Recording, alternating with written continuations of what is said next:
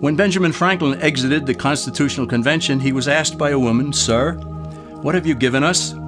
His immediate response was, "A republic, ma'am, if you can keep it." Yet most Americans today have been persuaded that our nation's governmental system is a democracy and not a republic.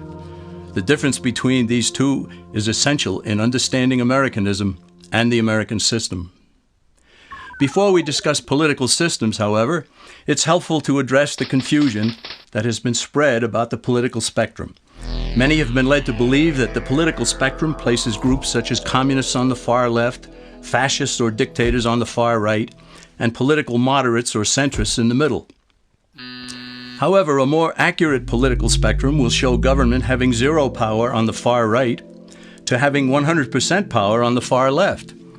At the extreme right, there is no government. The extreme left features total government under such labels as communism, socialism, Nazism, fascism, princes, potentates, dictators, kings, any form of total government. Those who claim that Nazis and fascists are right-wing never define their terms. This amounts to spreading confusion. Toward the middle of the political spectrum can be found the type of government limited to its proper role of protecting the rights of the people.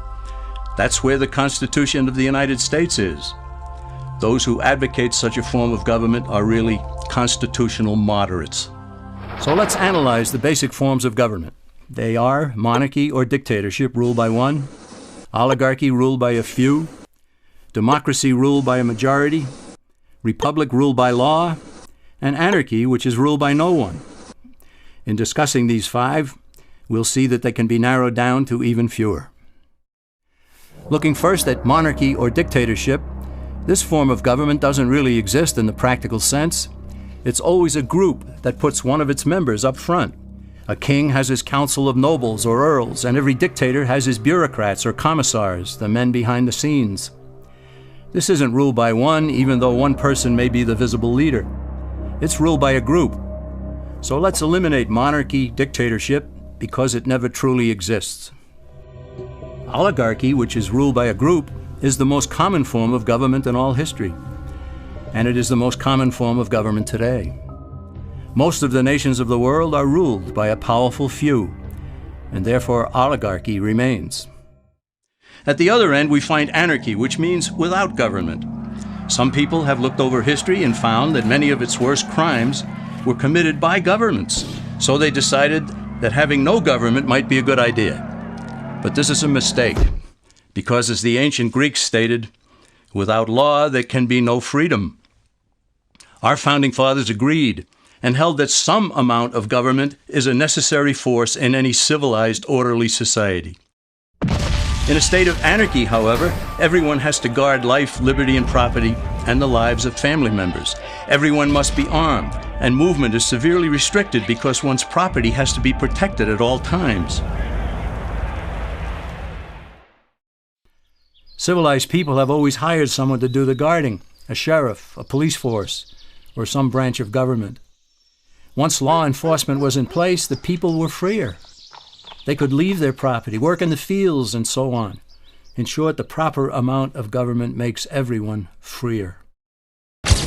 There are some who advocate anarchy, however, not because they want no government, but because they don't like what they have. They use anarchy as a tool for revolutionary change. The condition of anarchy is very much like a vacuum where something rushes in to fill it. These calculating anarchists work to break down the existing government with rioting, killing, looting, and terrorism. Tragically, the people living in such chaos often go to those best able to put an end to it and beg them to take over and restore order. And who is best able to put an end to the chaos? The very people who started it. The anarchists who created the problem then create a government run by them, an oligarchy, where they have total power. This is exactly what happened in Russia that led to Lenin taking total power, and in Germany where Hitler's brown shirts created the chaos that brought him to power. But anarchy isn't a stable form of government. It's a quick transition from something that exists to something desired by the power-hungry. It's a temporary condition, and because it isn't permanent, we eliminate it as well. The word democracy comes from two Greek words, demos, meaning people, and kratein, meaning to rule. Democracy, therefore, means the rule of the people, majority rule. This, of course, sounds good, but suppose the majority decides to take away one's home, or business, or children. Obviously, there has to be a limit. The flaw in democracy is that the majority isn't restrained. If more than half the people can be persuaded to want something in a democracy, they rule. What about republic? Well, that comes from the Latin, res meaning thing, and publica meaning public. It means the public thing, the law. A true republic is one where the government is limited by law, leaving the people alone. America's founders had a clean slate to write on. They could have set up an oligarchy. In fact, there were some who wanted George Washington to be their king. But the Founding Fathers knew history, and they chose to give us the rule of law in a republic, not the rule of a majority in a democracy. Why? Let's demonstrate the difference in the setting of the Old West. Consider a lynch mob in a democracy. 35 horseback riders chase one lone gunman. They catch him, and they vote 35-1 to hang him. Democracy has triumphed, and there's one less gunman to contend with. Now consider the same scenario in a republic. The 35 horseback riders catch the gunman and vote 35-1 to hang him, but the sheriff arrives, and he says, "You can't kill him. He's got his right to a fair trial." So they take the gunman back to town. A jury of his peers is selected, and they hear the evidence and the defense, and they decide if he shall hang. Does the jury even decide by majority rule? No, it has to be unanimous or he goes free. The rights of the gunman aren't subject to majority rule, but to the law. This is the essence of a republic. Many Americans would be surprised to learn that the word democracy does not appear in the Declaration of Independence or the U.S. Constitution, nor does it appear in any of the constitutions of the 50 states. The founders did everything they could to keep us from having a democracy.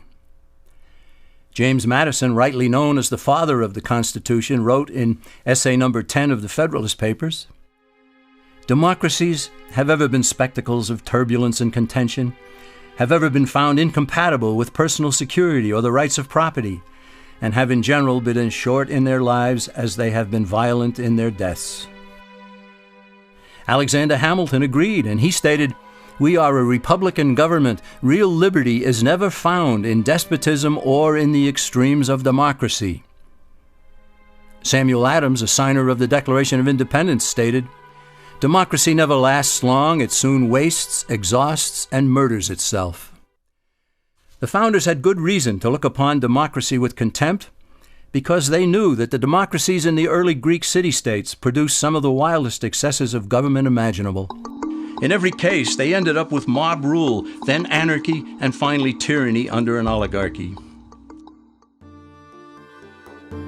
During that period in Greece, there was a man named Solon who urged creation of a fixed body of law not subject to majority whims.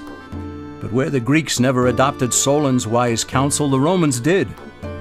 Based on what they knew of Solon's laws, they created the 12 tables of the Roman law and, in effect, built a republic that limited government power and left the people alone.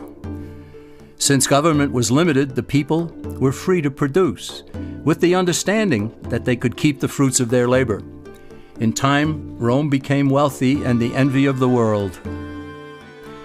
In the midst of plenty, however, the Roman people forgot what freedom entailed. They forgot that the essence of freedom is the proper limitation of government. When government power grows, people freedom recedes. Once the Romans dropped their guard, power-seeking politicians began to exceed the powers granted them in the Roman Constitution. Some learned that they could elect politicians who would use government power to take property from some and give it to others. Agriculture subsidies were introduced, followed by housing and welfare programs. Inevitably, taxes rose and controls over the private sector were imposed. Soon, a number of Rome's producers could no longer make ends meet, and they went on the dole. Productivity declined, shortages developed, and mobs began roaming the streets, demanding bread and circuses from the government. Many were induced to trade freedom for security. Eventually, the whole system came crashing down. They went from a republic to a democracy, and ended up with an oligarchy under a progression of the Caesars.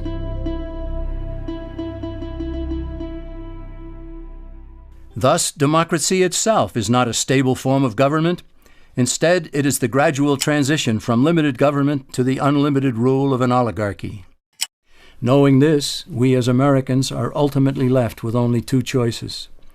We can keep our republic, as Franklin put it, or we will inevitably end up with an oligarchy, a tyranny of the elite.